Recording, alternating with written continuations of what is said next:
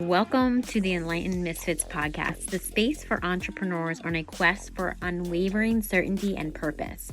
I'm your host, Lauren, and each episode is a compass guiding you through authentic conversations, unraveling the mysteries of your human design chart, and offering tools from the remarkable guest. Join me as we embark on a journey to manifest greatness and create a life aligned with our deepest purpose. This is the space where misfits find their enlightenment. Welcome to the Enlightened Misfits podcast. Welcome back to the Enlightened Misfits podcast. I am your host, Lauren. In today's episode, I have Angie. She is an inner glow coach and author. Welcome, Angie. I'm so happy to have you here with us this morning or this afternoon. Hi, Lauren. Thank you for having me. It's morning for me, afternoon for you. Yeah, I'm like, whatever time of day it is that you're listening to this. So kind of tell us a little bit about who you are and a little bit about your journey and maybe a little bit how you kind of got to be the inner glow coach. So, who I am now, I am an inner glow coach. I help high achieving women transform from chasing and performing for love and approval to being naturally confident from within, to finally feel happy, free, and love for who they are. I'm also the author of Running in Slippers. It's a memoir that covers about a 5-year train wreck period of my life. And it's extremely vulnerable. And the reason I wrote it that way is because I feel like we tend to hide behind edits and filters on Instagram, and also in real life, we pretend like everything's okay. But the truth is, life is really hard, and I don't feel like we're talking about it enough. So, the entire goal of the book is to connect through vulnerability. And like many people, I didn't just arrive here. There is a whole backstory behind it. And it starts in my childhood. I grew up in the short version of it is my parents were very emotionally unavailable. And as an adult, I understand what that means and I understand why they were the way they were. But as a child, I didn't have the tools to make sense of that. So the way I interpreted the situation was I thought that I didn't deserve to be loved. So that was a limiting belief that I developed early on. And as you're probably aware, your limiting beliefs dictate your behaviors, and then your behaviors are what draw in your life experiences. So I struggled for a really long time in my life because I was the one who was chasing and performing for love and approval. I was totally a people pleaser. I overachieved, but in a dysfunctional way, because again, it was because I wanted that thing. Like if I was overachieving at a job, I wanted the title to be part of my identity. And I was, always working and performing for external validation, basically. And I was never happy or fulfilled. It was exhausting, yet I didn't understand that there was a different way to live. And even if I saw glimmers of maybe there was a possibility, I didn't know how it was possible for me. And so I lived that way for a very long time. And in 2017, my boyfriend broke up with me, and then my dad passed away. And at that time, I was 37 years old, and I had spent 37 years running away from my feelings and just trying not to feel anything. And I was in this situation where the grief was so profound that it was impossible to run away from my feelings. So I was in the situation where I'm just feeling all these really heavy feelings, but I didn't have the tools for emotional regulation or anything to really cope with it. So I basically just felt like a zombie for a very long time until I finally was like, okay, I'm tired of living like this. Something needs to change. And I was living in Chicago, and I decided that I wanted to move to Hawaii, which I think was well intentioned in the sense that I was trying to be happy and do better with my life. But it wasn't well intentioned in the sense that I was still searching for things outside of myself to be the thing that made me happy, because I was thinking, oh, a change of location will be the thing that makes me happy. And so I moved, and you can't move away from your problems. So I still had all of my old problems. And then there was a new set of problems that I was presented with. So, for example, this was in 2018. It was before remote work was the trendy thing to do. Yet my job was very generous and allowed me to keep my job and work remotely. However, right when I moved, there was this huge management shakeup at work that threatened my role. So the first year that I lived here, I lived in constant fear of losing my job. And I didn't really feel like there were many other opportunities available because remote work was not a thing at that time.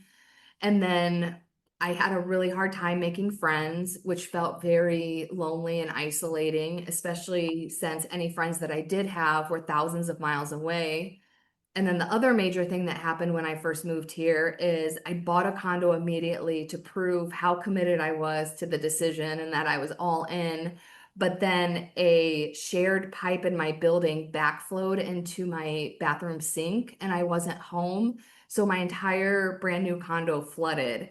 So those things happened right off the bat. And then there was a period of 2 years. It was like thing after thing after thing. Like my grandma died.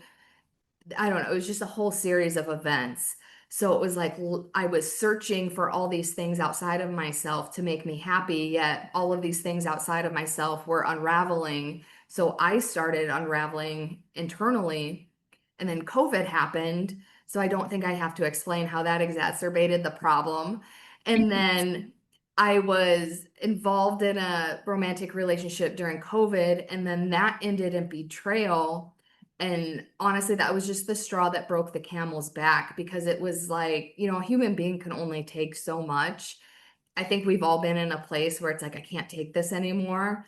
But on top of that feeling, I just had this feeling of sheer hopelessness because, my entire life had been, it had felt very loveless, it had felt disappointing, and I honestly didn't even see any hope for the future. So it was in October 2020. I intentionally overdosed on my anxiety medication, and I spent a day and a half unconscious in my bathroom. I was blacked out, but I somehow managed to text a friend and she took me to the hospital. And I spent another day and a half in the hospital. And when I was released from the hospital, I had been like out of pocket for 3 days and I turned on my phone and I had a bunch of texts, but one of my friends was particularly worried about me because she had a workshop and I was supposed to go to her workshop and I didn't show up. So when I got home, I called her and I told her everything that happened. And I ended in saying, I can't believe I didn't die. And her response was, it's not your time. And that was so profound to me. And in that moment, I realized that I felt like I did have a purpose. And so in that moment, I decided that I wanted to get help the right way and actually change the trajectory of my life and actually get help and start living in the right way. So that was like the big turning point for me. Wow, thank you for sharing all that. I'm just like when I'm listening to you, I'm like your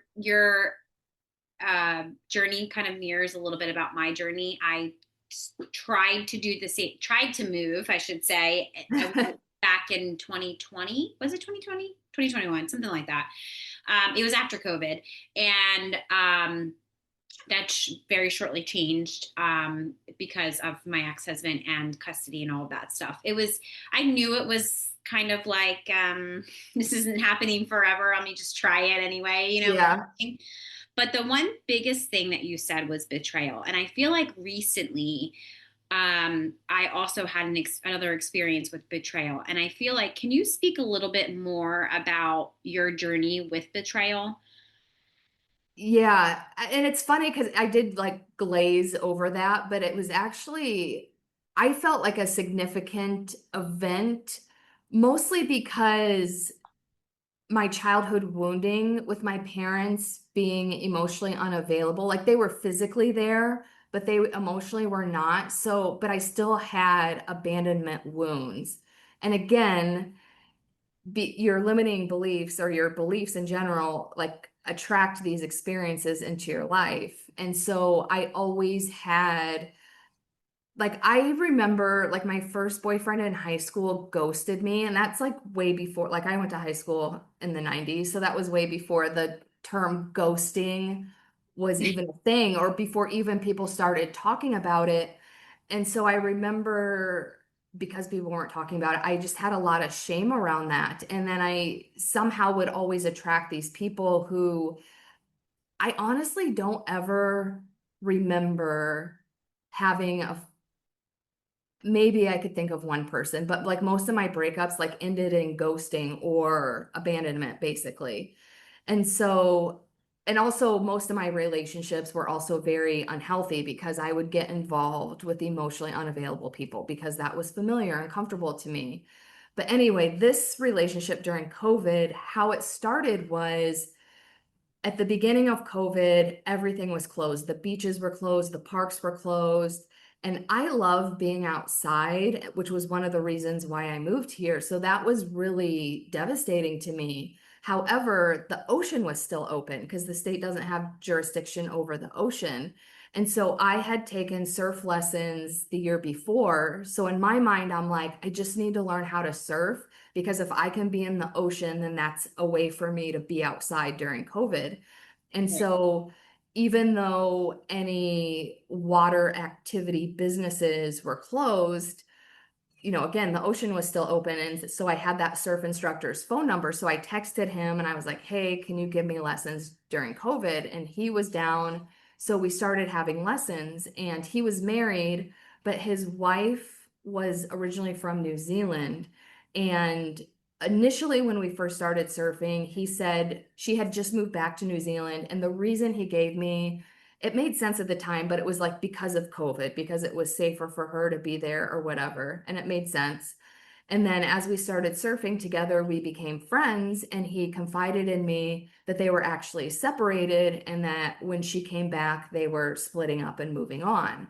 And so again, this is COVID, so I'm not spending time with my other friends because, all the fear propaganda was basically like stay inside your house all day and don't talk to anyone, don't be around anyone. So it like ended up being the situation where I was spending every day with him and he became my best friend and then it turned romantic. And again, like he's telling me they're separated, it's fine, whatever. And then, so it's like 6 months of rainbows and unicorns. And this relationship, even though it was short, it was special for me because he was one of the first people in my entire life. He accepted me for who I was. I felt seen, I felt understood. And so, and again, like I hadn't received that from my parents. I hadn't received that from a lot of other romantic relationships. I didn't even really receive that from friends.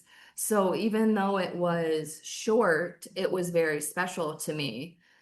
So anyway, his wife came back and he's like, "Oh, by the way, we need to be married on paper for 2 more years so that she can get her green card." But yet he still wanted to have a relationship with me and basically have me be his side chick while he's still married to her. So I was devastated. Also, another part of this betrayal is when we had the conversation where he's like, I still have to be married to her on paper. He was like, I never used the word divorce. Like when I was like, what are you talking about? You told me you were getting divorced. He was like, I never used the word divorce. And it made me realize he intentionally did not use that word so that he could throw it back into my face. So it was just, Right.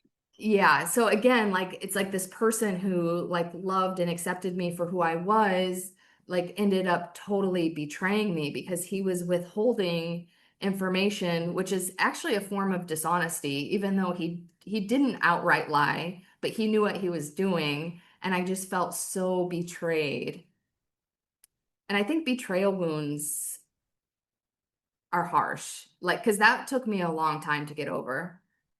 Yeah, I specifically, the only reason why I asked you about that is because specifically, I feel like even myself, lately, and it's some of my clients too, and anybody listening to this, I don't think people realize how one situation could be from childhood, like your parents simply, you just thinking, oh, my parents were emotionally unavailable.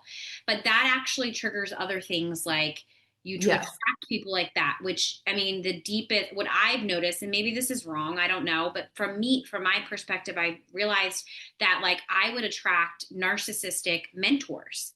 And I kept saying to Mm. myself, why does this keep happening? Like, I'm talking to the point that I thought we were friends. Yeah, I would pay them, I would finish the contract, whatever.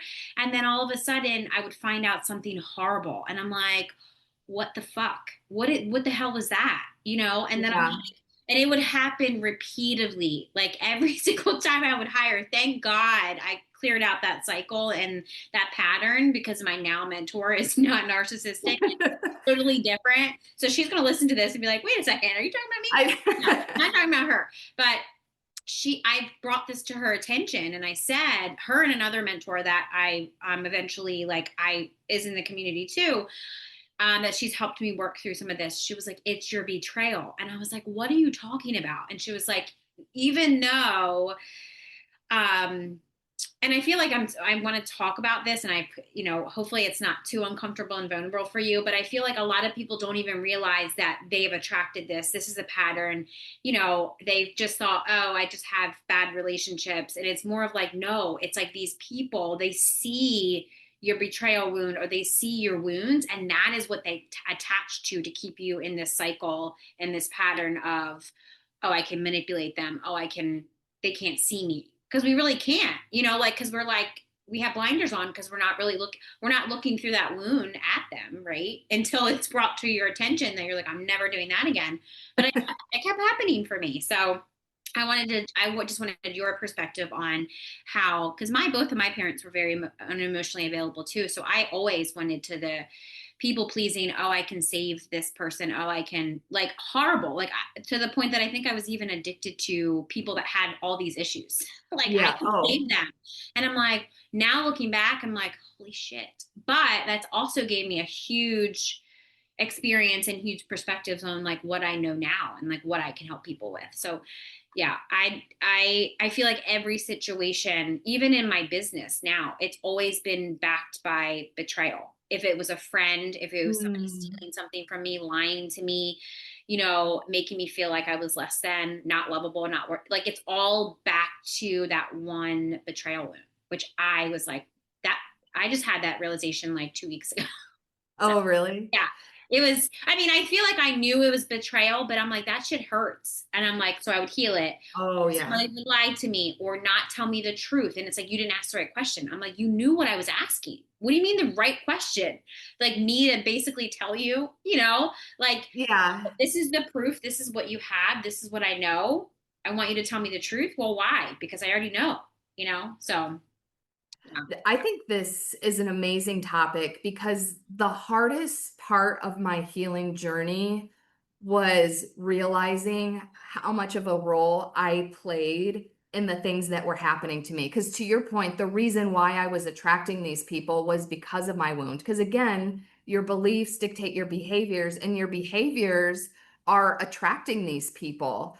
And when you heal, it's not to say that you never attract a narcissist or someone who's going to betray you, but you, first of all, you attract way less because you're Right. attracting healthier people.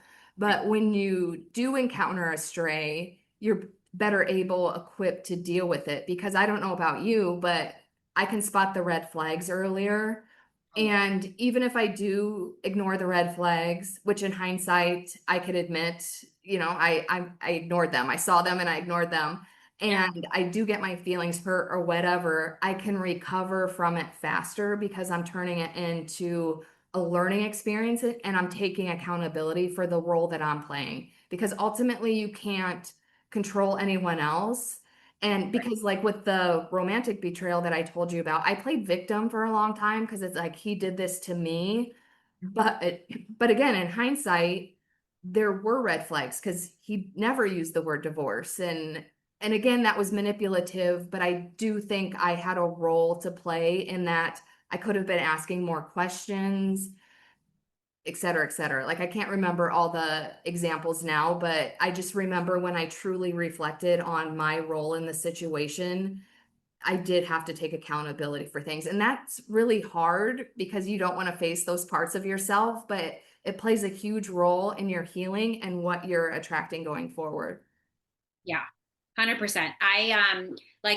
That's kind of why, and I feel like it's a big, and I'm sure it's a big thing for you too, but I think it's a big thing in how I help my own clients, and I'm sure you, Yes. with you too, is because I was in victim mentality for a very, very, very, very long time. And people are like, Lauren, how can you be so open about that? I said, because I'm self-aware. I lived it. Yeah. Like, why would I not tell people that, like, okay, so you're 37 or you're 40 or you're 50 and you lived in victim mentality your whole life. So what? So, like, you are now able to look at it, or you're able to look at yourself. And that also is a superpower, I feel like, for me and a lot of other people, because nobody could call me out on my stuff because they already called myself out. Like, Yes. I already said, stop being like that. You need to stop being so egotistical. You need, like, when, like, even like now when my husband says, well, that was like egotistical, and I'm like, yeah, that sounded really selfish or whatever, like, um or whatever it is. And I'm like, yeah, I guess, when he had said the other day, we had just had to put our dog down last Friday, and he said, grieving is like the most selfish thing that we could do. And I was like, what are you talking about? And he was like, no, it's like a good selfish. And I was like, I'm still not following. Like, I Yeah. still don't understand. But what he was saying is, like, when you grieve, you have to be selfish. And I feel like that kind of goes along with, getting through your ego. It's like working on yourself, loving yourself. The society looks at it as selfish. He was more telling me that, like, we Mhm. have to be more selfish a little bit, why we're grieving, because I mean, like, loss is loss. It doesn't matter what it is. It could be a job, it could be a relationship, a dog, a family member. And it's like, I realized through just my own grieving journey, like right now, that I didn't do it with my grandmother. I didn't do it with my grandfather. I didn't do it with when I lost, I didn't grieve correctly, or I just threw, my divorce underneath the rug. And it's like I had to grieve and I didn't. Same thing with, like, just through all three of I want you to share a little bit more, if you're open to it, about your near death experience. But Yeah. I had three self inflicted near death experiences, and I literally just went along like it never happened. Like, I Same. learned what I needed to learn. And then it came to a point that it was like a year after that it kept showing up. And it's like I needed to kind of figure out what that lesson was. I mean, I'm not saying harp on it. I'm not saying talk about it a lot, but people here and there will ask me about my near death experience. And I realize I've learned so much just from those three experiences without anything else, and I Totally. realized, wow, I need to take the wisdom from that and, like, move on. So, um, with yours, what was kind of like the biggest raw truth that you have learned from that experience? Oh, that's a good question because no one has ever asked me this. Well, I just remember I didn't have a near-death experience in the sense that, like, I was just blacked out. I didn't see the light. Okay, okay. I Well, didn't no, have, I was just saying, like, your yeah, experience. Sorry, but sorry. Like, you're no, just your, no, that's okay. yeah. But afterward, there was a period of what I would say of about 2 weeks Mhm. where, and this is why I firmly believe I almost died, there was no veil. Like, I wasn't sleeping yet. It felt like I was dreaming because it's like I could hear voices. I was like sensing things. And I guess it was just the realization that because I had always been intuitive and I had like believed about like the other side, so to speak, but Yeah. it wasn't until I really saw it and experienced it that I like realized how close we really are at any given time. And the gift for me in that was learning how to develop my intuition because I knew I was intuitive before, but I would always ignore my intuition. But that's when I really started to take it seriously. And another byproduct of that is I became a lot closer to my dad on the other side because when he was alive, we were not close. So now we're like best friends because I have that constant connection to him. Okay. And I love that because I feel like a lot of times death is looked upon as like the end. Like you never have any connection to that person ever again. But the way I look at it is you still have the connection, it's just different. And in my case, it's actually better. Um, Right. so that was, there's so many things that I took away from that experience, but that's probably the biggest one. Okay. Yeah. Thank you for sharing that. Because I feel like there is, I don't know the statistic. I know it's very high that people would rather die than get up on stage. And I'm like, what the fuck? Like, what? Yeah. You'd rather I, not physically be here and then to just get up on stage? Like, well, I need to now after this podcast, I'm gonna look at that statistic because I think it's insane. It's just insane to me that people, but it's true. And I guess it's society. I mean, I feel like there's probably a different percentage right now, but more people are waking up to the fact that like there is it's not, it's just a different dimension. It's just they're not yeah. here anymore. And it's kind of hard, especially I had a client go through this recently that she didn't realize that her grief was the one that like was holding her down here with she's like I can't connect with them. She wanted to connect with her mom and I just said, well, we have to work through your grief. And she was angry. She was through the state, like through the process of anger, not at me but just Yeah. angry at herself, angry at why couldn't she stay longer. It's a process. It's the process of like one of the processes of grieving. And finally she's like, oh, you've been saying this all along. And I'm like, well, yeah, that's okay.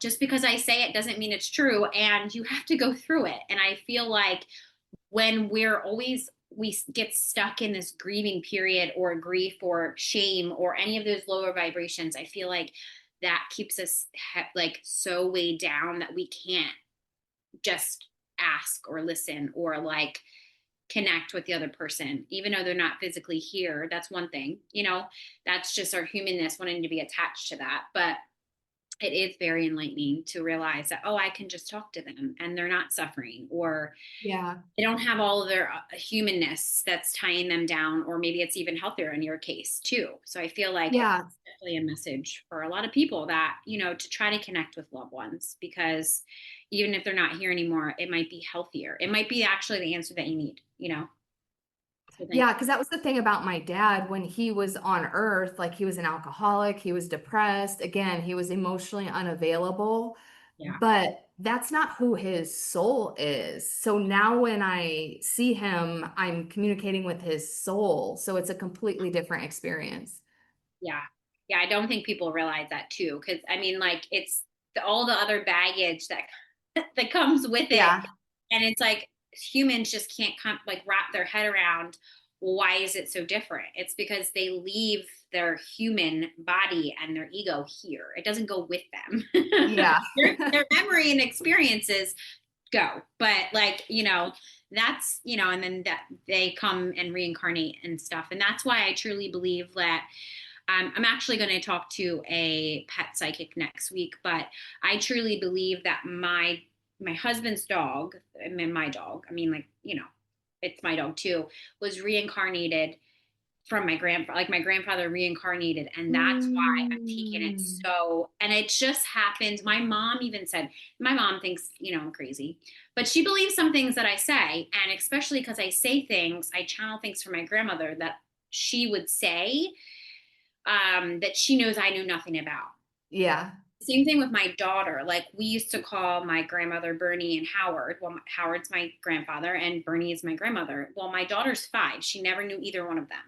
So she was going to kindergarten last week and she said, tell Bernie and Howard to watch over me. And I like almost got in an accident. I was like, what did you say? Like, it was just so crazy. And I said that to my mom and she just looked at me and she would just smile. Like she's probably thinking, what the hell? Like, she just says like stuff like that. So when we had to put my dog down last Friday, which was this past Friday, it was the anniversary of my grandfather passing. And my grandmother or Mm. my mom had said, oh, this is, I think she said 10 years, I don't know, whatever years since your grandfather passed away. So I know that was just kind of like, oh, wait a second. So then I was like, oh my God. So like I had to now here's me very curious. I needed to understand there was a connection there because yes, it's a dog. Yes, it's a family member, but there is something bigger. There's the grief I felt and I still feel is like huge to the point that it's Yeah. like I lost my grandfather again. So, or my grandmother, I don't know. It was one of them. So I'm like, I feel like just, I guess what I'm saying is to be curious and what you said to that fact of just staying curious to be able to figure out, does this resonate? What's my lesson? What do I, like, what do I have play a part of this really can, I'm sure you would agree, crack open Yeah. like a new path for you. Oh, for sure. And also, when my dad died, I went to a psychic medium because I first of all I felt very guilty Mhm. because we had barely talked in the 10 years before he died, and Yeah. I felt like I was such a horrible daughter. I was blaming myself, and I went to this psychic medium, and she was like, he understands. He understands why you took a break from him. He forgives you. So I think it can be very healing to, even if you're not able to connect yourself, to go to someone who can. And Yeah. at the time, I felt like, because I feel like woo woo, because that was in 2017. And even though it's not that long ago, I felt like woo woo wasn't as open as it is now. And I felt so weird and creepy going to a psychic medium. But it was one of the best decisions I ever made because, like, the guilt was just dragging me down so much.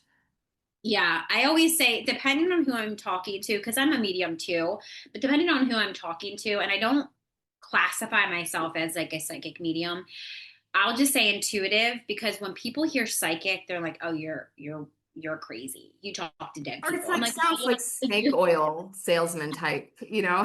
yeah. So it's like I'm intuitive. Like I was born with my gifts, which all of us are, but people are, I've tapped into my gifts ever since I was born, and pushed them down where I needed to and hide myself when I needed to, like that type of thing. You just to kind of survive, being in survival mode, I should say. But yeah, that's but for even me saying that it's not easy for me to always if I'm so close to the situation and like my ego likes to step in the way like, oh, that's not Yeah. I'm like, yes it is. It's like I intuitively know there's some type of connection.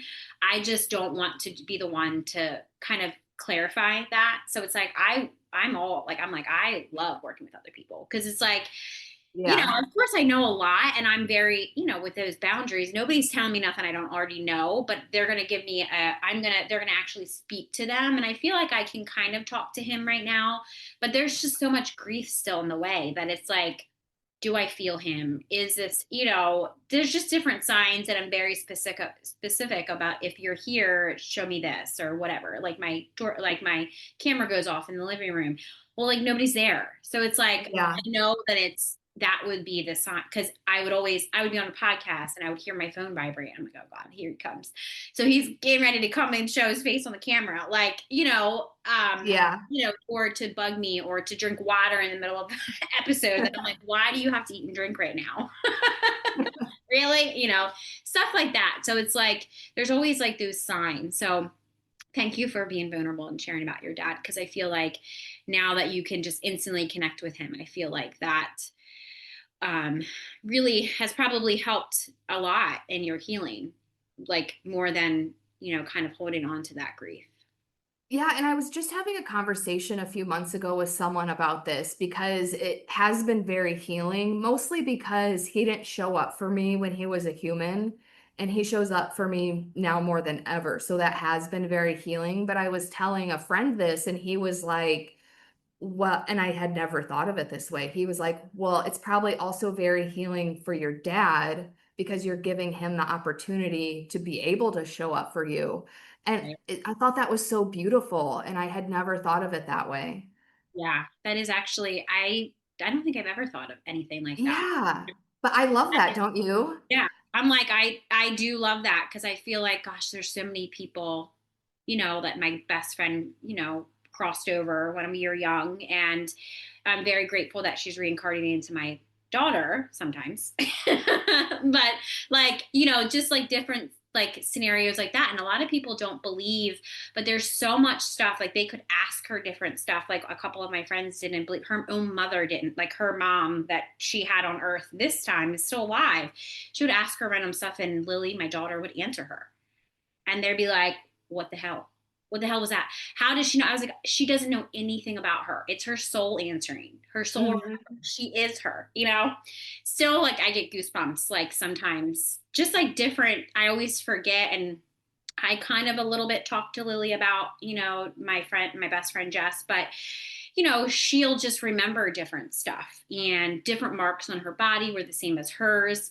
There's Mm. just so much it's crazy to me that when people are like, I don't believe in reincarnation, I'm like, what the hell? What is wrong with you? But it's just a belief, like until they physically, it's that physical proof. Until they have that physical proof, it's like, it's definitely hard to believe. Yeah, and I feel like whether you believe in reincarnation or not, intuition is at least real. Right. And I don't know about you, because I used to feel weird about saying this or even talking about it with clients or anyone who's asking about my coaching, but in building and developing intuition is part of my coaching program because, like to your point, I think children are born with it and they still are utilizing it.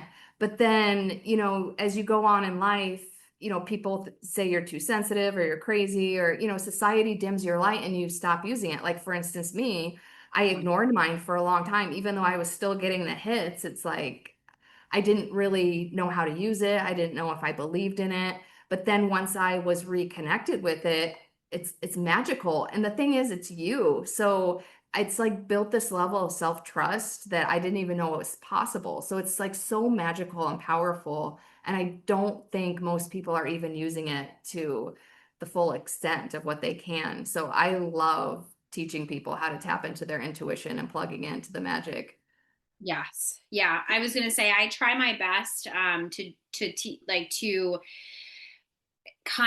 what is the word? Conscious parent my daughter. She's not a very gentle child. So like when it comes to me, everybody else, everybody she's like an angel. And I'm like, okay. So, but I feel like, she's very strong-willed and I don't want to take that from her because she's going to need that in this world. But she is very good at listening to her intuition. And I just watch her and I'm like, I just always tell myself I'm going to be the parent that I always needed, Yeah. when I was younger, even though if it kills me, because sometimes I'm like, oh my God, you're stubborn. And then it's like, it's just a reflection of how stubborn I could be. Yeah. Mom. So it's like, she obviously has other DNA, but, for the most part, I'm here, like she's with me. So it's like, I only can blame myself. Good and bad, but it's like, yeah. The other thing I wanted to talk about was when you say how why success without self-love feels empty. Can you kind of explain to the listeners what that means for you?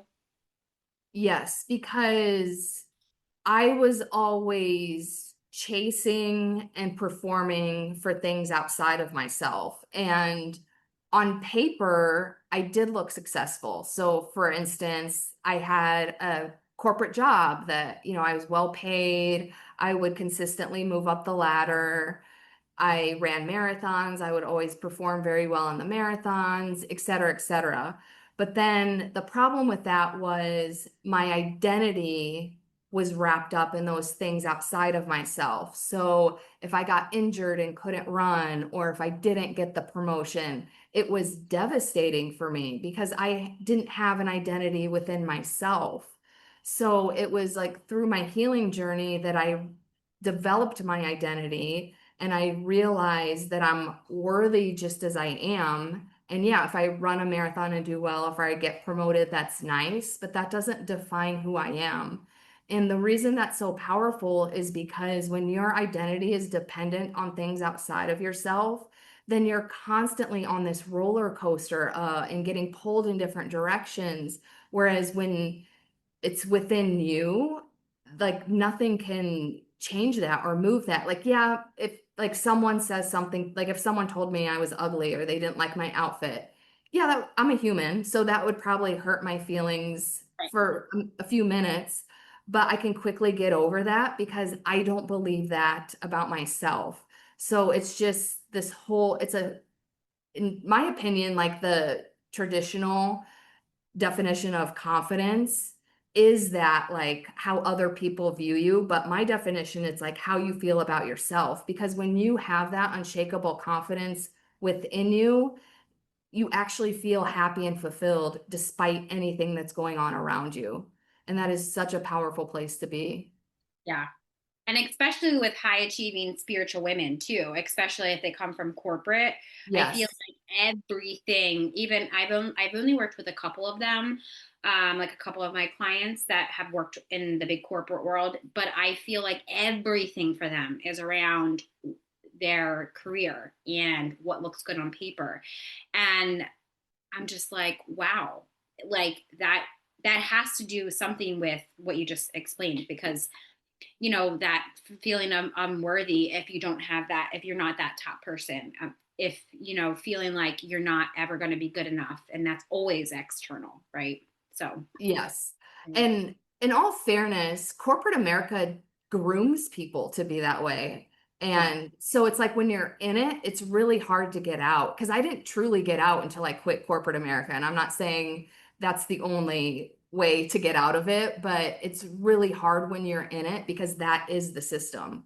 yeah, yeah, it's very, I was gonna say, it's very like masculine, very Oh, like, for sure. do, and that, like, I mean, sure, it works for men, like, but not women. I mean, I feel like there's some balance. I feel like now there's more awareness around it, but I feel And I like, would even argue, even though it is masculine, and I do think men thrive on doing, I think corporate America is also unhealthy for men because it's just so, I don't yeah, know, that's a whole separate subject, but yeah, but yeah, yeah, like just took me a long time to realize I'm worthy. I can just be and I'm worthy. I don't have to do things or be things or perform for things.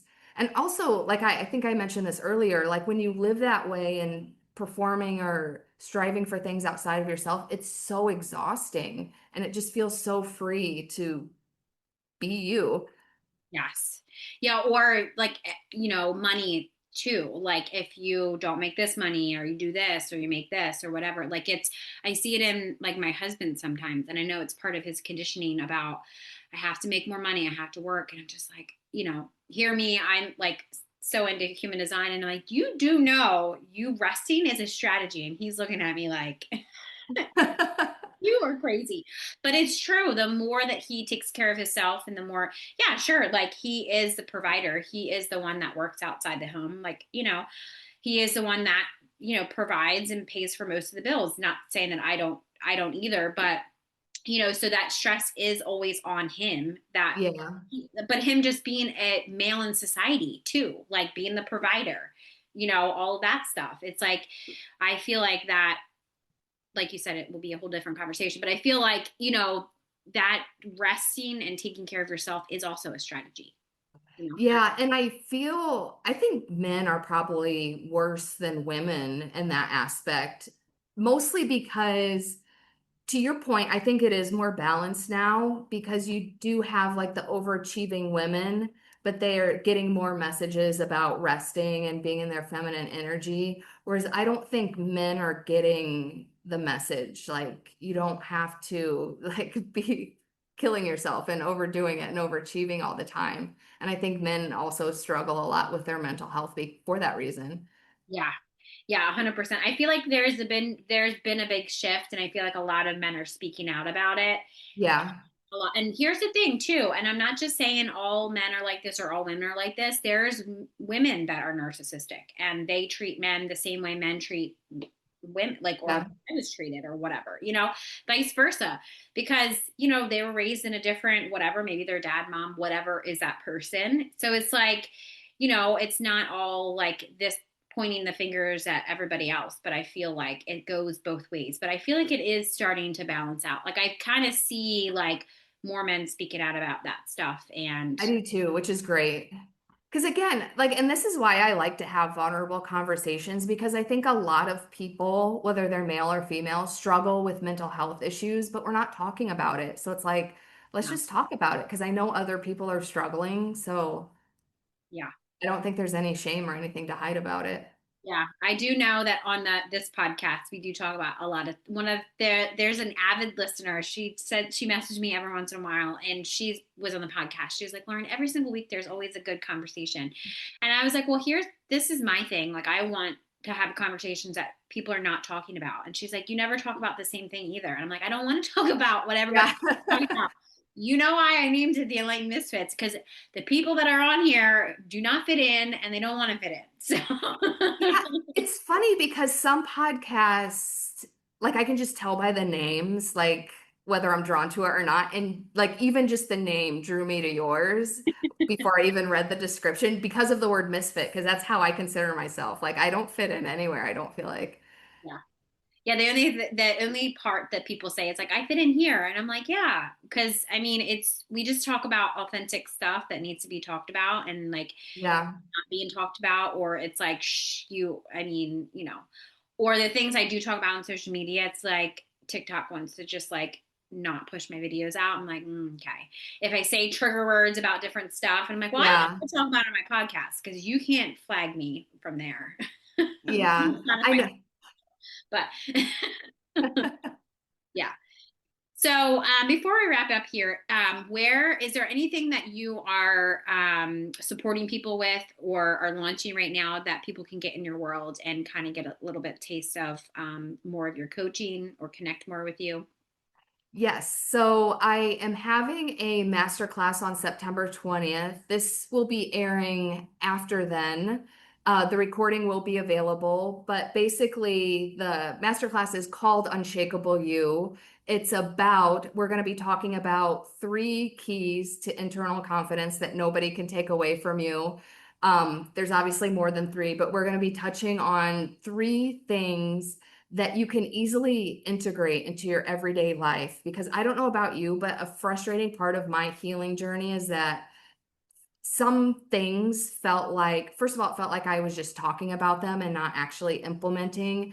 And also, like for the things that needed to be implemented, it felt like a hassle because it's just like one more thing to add to my to-do list. But we're going to be talking about how to easily integrate these things into your life so that it's you're putting it into practice. It's not just talking about it, but also it doesn't feel like anything extra. It's just part of who you are becoming. So I have that coming up, but I also offer free, I call them glow up sessions. I offer a free 1 hour call for new clients. So we can talk about whatever you're struggling with. We can work through it as much as we can in the hour that we have.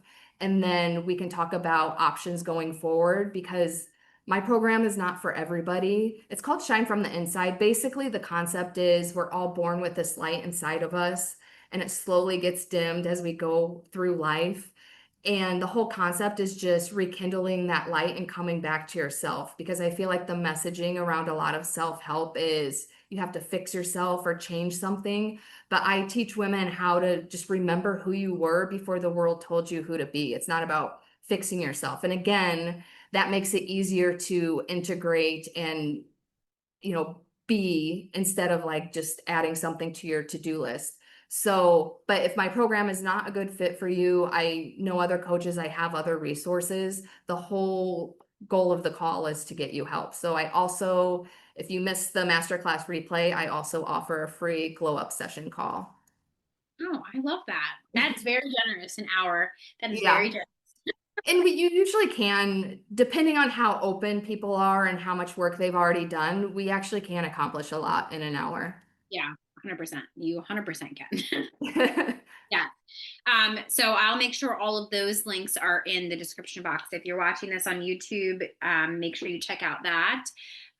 Even if she has, by the time that we launch this episode, I can always have that link to wherever the masterclass is too, as well. It would be on my website if Okay. so. I'll make sure that I have your website in the description box as well. Okay. And where can people connect with you? Where do you usually hang out?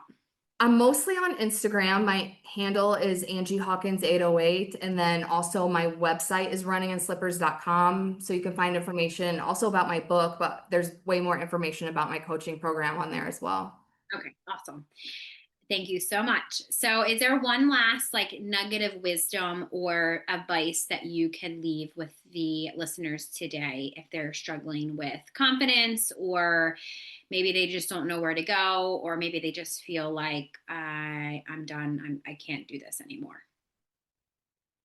My one piece of advice, or what I would like to share, is that you are worthy, because I feel like when I was struggling in life, I didn't even feel like I was worthy of investing myself. Like, so for example, I didn't invest in myself and hire a coach until I hit rock bottom. And by that point, it was a necessity to survive. And the reason I waited that long is because I didn't really believe that I was worthy of getting the help and investing in myself. And I think a lot of women struggle with those thoughts. So that's another reason I share my story, because I don't want you to get to rock bottom, because number one, I would not wish that on my worst enemy. And number two, it's a lot harder to pull yourself out of there. So you are worthy. And again, that's why I offer the 1 hour call. But even if you don't get help with me, there's plenty of options this day and age. So you are worthy of getting the help you need, because there is a way to live a happy and fulfilled life. Yes, I love that so much. Well, thank you so much for joining us on today's episode with Angie Thank you, Lauren. Misfits podcast. If you enjoyed today's episode, don't forget to subscribe, leave a review, and make sure you check out her website and go follow her on Instagram. And share this episode with somebody that you feel that would gain knowledge from listening. Stay tuned for more captivating conversations in the future. I hope you have an amazing rest of your week, and I will see you next week.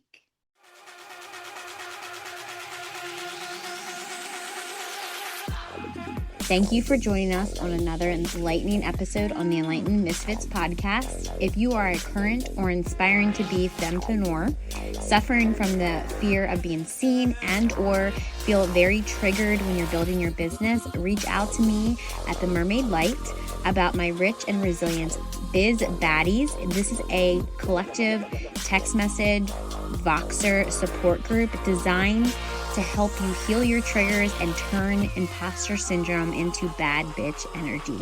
If you resonate with our conversations and insight, don't forget to subscribe, rate the show, and leave a review. Your feedback fuels our mission. Remember, your journey to unwavering certainty and purpose is ongoing. So please make sure you stay connected with us on social media. Keep manifesting greatness in your life. Until next time, this is Lauren from the Enlightened Misfits podcast. Stay enlightened, stay inspired, and keep manifesting your extraordinary path.